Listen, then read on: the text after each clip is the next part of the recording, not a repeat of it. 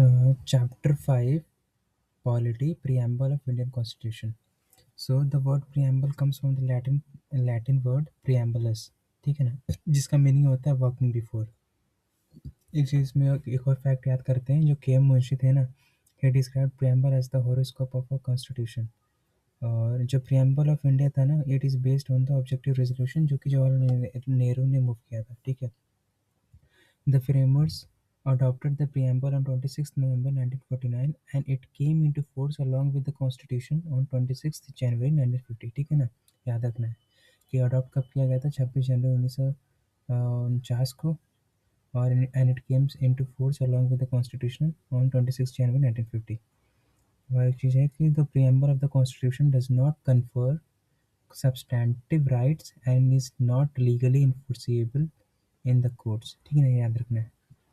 और थोड़ा प्रियम्बल एक बार पढ़ के देख ही लेते हैं क्या लिखा प्रियम्बल में।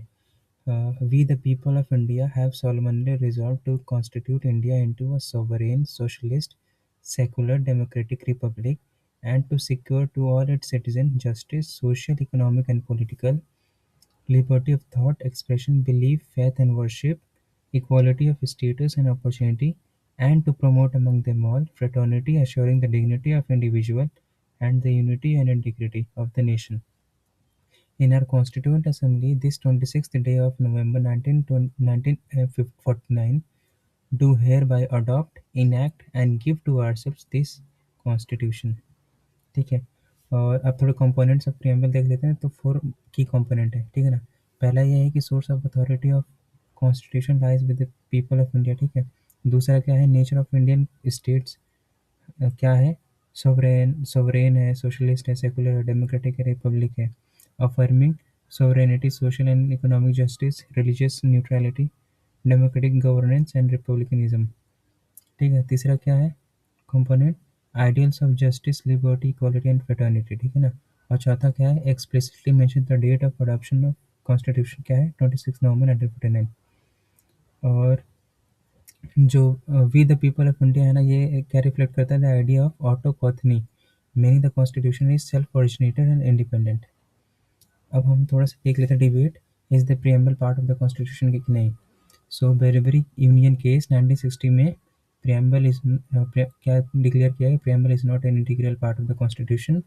फिर केशवानंद भारती केस 1973 में preamble is a part of the constitution. फिर एलआईसी ऑफ इंडिया केस 1995 में फिर अगेन कहा गया कि preamble is an integral part of the constitution. The preamble is a part of the constitution but has no legal effect independently of others, ठीक है ना, याद रखना है।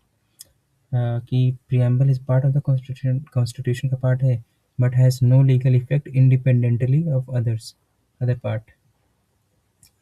अब हम थोड़ा अमेंडेबिलिटी ऑफ प्रीएम्बल के बारे में देख लेते हैं। The Supreme Court ruled that the preamble being a part of the constitution can be amended by the parliament under the article 368, ठीक है ना। किसके through, by special majority in both houses of the parliament, मतलब क्या है, total membership of the house and majority of 2/3 of the member present and voting. और एक चीज़ है कि there is no requirement of the prior assent of the president, मतलब prior assent of the president नहीं चाहिए होता है अमेंड करने के लिए प्रीएम्बल को। अब क्या, प्रीएम्बल ऑफ इंडिया ना ओनली अमेंडेड ओनली वंस, कब हुआ था, 42nd अमेंडमेंट एक्ट 1976, ठीक है ना। और क्या किया था, it added 3 new terms to the preamble. कौन कौन से वर्ड थे, सोशलिस्ट, सेकुलर, इंटीग्रिटी, ठीक है ना। It change the constitutional status of India from sovereign democratic republic to sovereign socialist secular democratic and republic, ठीक है ना।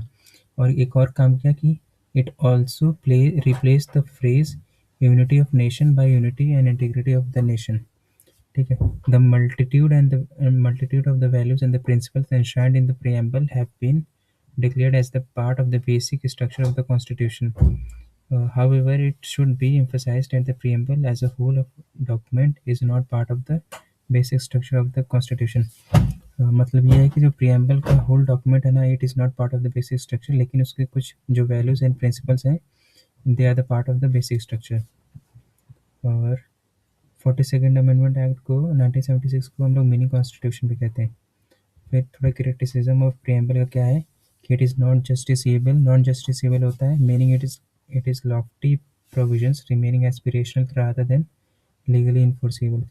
और क्या है कि ideals of the liberty, equality and justice, ये भले इसमें लिखा है लेकिन कुछ-कुछ जो रिपोर्ट्स हैं जैसे कि वर्डप्रेस फ्रीडम इंडेक्स में इंडिया का रैंकिंग 151 है, ग्लोबल जेंडर गैप इंडेक्स में इंडिया का रैंकिंग 131 है, और मेनी जो ऑक्सफैम रिपोर्ट है ना उसमें भी इंडिया का जो पोजीशन है वो पुअर है।